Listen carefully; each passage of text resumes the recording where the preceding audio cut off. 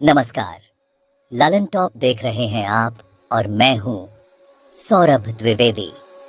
आज तारीख है 24 जून 2025। दुनिया भर में बेचैनी है, कहीं जंग, कहीं नई बीमारियां, मौसम का अजीब मिजाज। सोशल मीडिया पर बहस छिड़ी है। क्या ये सब इत्तेफाक है या हजारों साल पुरानी किसी किताब की भविष्यवाणियां सच हो रही हैं? सवाल है, क्या बाइबल में लिखी भविष्यवाणियां 2025 में सच साबित हो रही हैं? कुछ लोग इसे अंधविश्वास कहेंगे, कुछ चिंता में डूब जाएंगे, लेकिन हमारा मकसद है पड़ताल, तथ्यों और घटनाओं को बाइबल की कसौटी पर तौलना। क्या दुनिया वाकई एक बड़े बदलाव की दहलीज पर है? क्या ये संकेत किसी तूफान से पहले की शांति है? आज हम बाइबल की उन भविष्यवाणियों की पड़ताल करेंगे जिनका जिक्र आज सबसे ज्यादा हो रहा है। युद्ध, महामारी, प्राकृतिक आपदाएं और समाज में बदलाव। यह कहानी सिर्फ आस्था की नहीं, बल्कि इतिहास, समाज और इंसान के भविष्य की है। तो चलिए इतिहास के पन्नों और आज की सुर्खियों में गोता लगाते हैं। बाइबल सिर्फ कहानियों की किताब नहीं, इसमें भविष्य की घटनाओं का जिक्र है जिन्हें प्रोफेसी कहा जाता है। इनमें साम्राज्यों के उठने गिरने और अंत के समय के संकेतों का जिक्र मिलता है। युद्ध, अकाल और नैतिक पतन का डर इंसान के मन में हमेशा से रहा है। आज जब हम ये पढ़ते हैं तो ये बातें चौंकाने वाली तरह से प्रासंगिक लगती हैं। बाइबल की पहली और स्पष्ट भविष्यवाणी, युद्ध। मत्ती 24:6 में लिखा है, तुम लड़ाइयों और लड़ाइयों की चर्चा सुनोगे, पर घबराना नहीं। यूक्रेन रूस युद्ध ने दुनिया को हिला दिया है। ताइवान को लेकर चीन और अमेरिका आमने सामने हैं। 2025 में दुनिया अनिश्चितता और डर के साए में जी रही है। बाइबल में महामारियों और अकाल का भी जिक्र है। यीशु ने कहा था, जगह जगह अकाल पड़ेंगे और महामारियां फैलेंगी। कोरोना महामारी ने पूरी दुनिया को झकझोर दिया। लॉकडाउन, क्वारंटाइन, मौत का डर, यह बाइबल की भविष्यवाणी का जीता जागता उदाहरण बन गया। 2025 में कोरोना का असर कम है, लेकिन डर बाकी है। वैज्ञानिक नई महामारियों की चेतावनी दे रहे हैं। Disease x, bird flu, monkey pox. लगता है हम महामारी के युग में जी रहे हैं। एक खतरा जाता है, दूसरा आ जाता है। बाइबल में महामारियां यानी एक नहीं कई।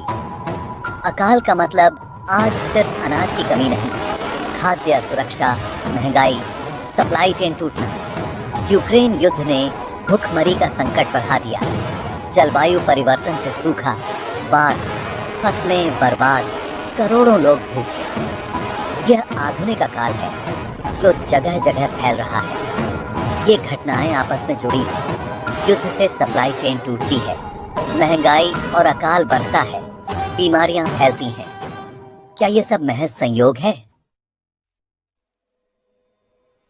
बाइबल की भविष्यवाणियों में अगला नंबर, प्राकृतिक आपदाएं, खासकर भूकंप। मत्ती 24:7। जगह जगह अकाल और भूकंप होंगे। पिछले सालों में भूकंपों की संख्या और तीव्रता बढ़ी है। तुर्की, सीरिया, जापान, मेक्सिको, चिली, हजारों जानें गईं। वैज्ञानिक इसे टेक्टोनिक प्लेट्स की हलचल बताते हैं, लेकिन बाइबल के मानने वाले इसे प्रसव पीड़ा की शुरुआत मानते हैं। अंत के समय से पहले आपदाएं बढ़ेंगी। भूकंप के अलावा जंगलों में आग, बाढ़, तूफान। ऑस्ट्रेलिया, कनाडा, पाकिस्तान, लीबिया, हर जगह आपदाएं आम हो गई हैं। मौसम का चक्र बिगड़ चुका है। जहां बारिश होनी चाहिए वहां सूखा, रेगिस्तान में बाढ़। वैज्ञानिक इसे ग्लोबल वार्मिंग कहते हैं। बाइबल के छात्र इसे भविष्यवाणी का पूरा होना। लूका 21 में लिखा है, समुद्र और लहरों का गर्जन होगा, लोग घबरा जाएंगे। आज सुनामी, समुद्र का बढ़ता जलस्तर, तटीय शहर डूबने के खतरे में। ये सारी आपदाएं, भूकंप, बाढ़, तूफान, सूखा मिलकर वही तस्वीर बनाती हैं जो बाइबल में अंत के समय के करीब लगती है। बाइबल सिर्फ बाहरी घटनाओं की नहीं, समाज के अंदर बदलावों की भी भविष्यवाणी करती है। 2 तीमुथियुस 3 में लिखा है, अंत के दिनों में लोग स्वार्थी, लोभी, अभिमानी, असंयमी, विश्वासघाती होंगे। 2025 के समाज को देखिए, स्वार्थ और लोभ आज की दुनिया का मंत्र है। सोशल मीडिया डींग मार और अभिमानी लोगों से भरा है। पारिवारिक मूल्य टूट रहे हैं, असहिष्णुता बेहक रही है। छोटी छोटी बातों पर लोग दुश्मन बन जाते हैं। नैतिक पतन का संकेत। भले के बैरी और सुख विलास के चाहने वाले, आज अच्छाई को बेवकूफी समझा जाता है। पैसा और मजा प्राथमिकता है। सही गलत की परिभाषा धुंधली हो गई है। जो कल तक गलत था, आज पर्सनल चॉइस है। यह गिरावट सिर्फ व्यक्तिगत नहीं, वैश्विक स्तर पर भी दिख रही है। देशों के बीच भरोसे की कमी, नेता वादों से मुकर जाते हैं। टेक्नोलॉजी ने हमें जोड़ा जरूर है, लेकिन दिलों की दूरियां बढ़ गई हैं। यह सामाजिक और नैतिक पतन का दौर है। यह साल हर्ज है। बाइबल की सबसे रहस्यमयी भविष्यवाणियों में से एक, मार्क ऑफ द बीस्ट। प्रकाशित वाक्य 13 में लिखा है, अंत के समय में एक वैश्विक नेता लोगों को अपने हाथ या माथे पर छाप लगवाने को मजबूर करेगा, जिसके बिना खरीद बिक्री मुमकिन नहीं। आज cashless economy, digital ID, microchip, ये सब हकीकत बन चुके हैं। स्वीडन में लोग अपने हाथ में चिप लगवा रहे हैं। कोरोना के दौरान vaccine passport, digital health certificate, पूरी आबादी को डिजिटल सिस्टम से कंट्रोल करने का ट्रायल। अब सेंट्रल बैंक डिजिटल करेंसी, सरकार चाहे तो आपके पैसे को फ्रीज कर सकती है, खर्च पर रोक लगा सकती है। आलोचक कहते हैं यह सिर्फ टेक्नोलॉजी की तरक्की है, लेकिन समर्थक पूछते हैं, क्या यह आसानी हमें आजादी की कीमत पर मिल रही है? क्या हम एक ऐसे सिस्टम की तरफ बेरे जा रहे हैं जहां हर हरकत पर नजर होगी और हमें कंट्रोल किया जाएगा? 2025 में यह बहस सिर्फ धार्मिक नहीं, टेक्नोलॉजी और मानवाधिकारों के विशेषज्ञ भी चिंता जता रहे हैं। बाइबल की भविष्यवाणियों का केंद्र यरूशलेम। बाइबल में लिखा है, अंत के समय में यरूशलेम पूरी दुनिया के लिए भारी पत्थर बन जाएगा। इजराइल फिलिस्तीन संघर्ष का केंद्र हमेशा यरूशलेम रहा है।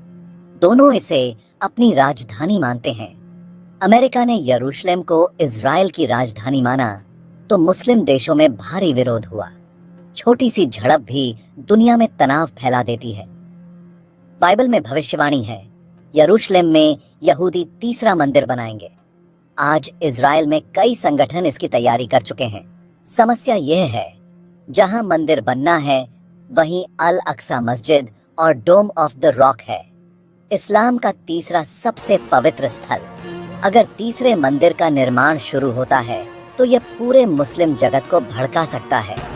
धार्मिक युद्ध की आग में पूरी दुनिया झुलस सकती है। 2025 में तीसरे मंदिर को लेकर चर्चाएं और तैयारियां जोरों पर हैं। दुनिया की नजरें यरूशलेम पर टिकी हैं, ठीक वैसे ही जैसे बाइबल ने कहा था। हमने युद्ध, महामारियां, अकाल, प्राकृतिक आपदाएं, नैतिक बदलाव, टेक्नोलॉजी और यरूशलेम के संकट को देखा। अब सवाल, क्या ये सब महज संयोग हैं या किसी गहरे संकेत का हिस्सा? एक पक्ष कहता है ये सब तर्क और विज्ञान से समझा जा सकता है। युद्ध राजनीति, महामारी वायरोलॉजी, भूकंप जियोलॉजी, टेक्नोलॉजी विकास का हिस्सा है। उनके लिए बाइबल की भविष्यवाणियां पुरानी बातें हैं, जिन्हें आज की घटनाओं से जोड़ना कंफर्मेशन बायस है। दूसरा पक्ष मानता है इन घटनाओं का एक साथ और एक ही समय पर होना महज संयोग नहीं, ये वही संकेत हैं जो बाइबल में बताए गए थे। उनके लिए यह चेतावनी है, इतिहास एक खास दिशा में आकी रहा है, जिसका अंत पहले से तय है। हमारा मकसद किसी एक पक्ष को सही या गलत ठहराना नहीं। हमने दोनों नजरिए आपके सामने रखे हैं, फैसला आपको करना है। क्या ये सब इत्तेफाक है या वाकई दुनिया एक बड़े बदलाव की दहलीज पर है? सोचिए, देखिए और अपनी राय खुद बनाइए।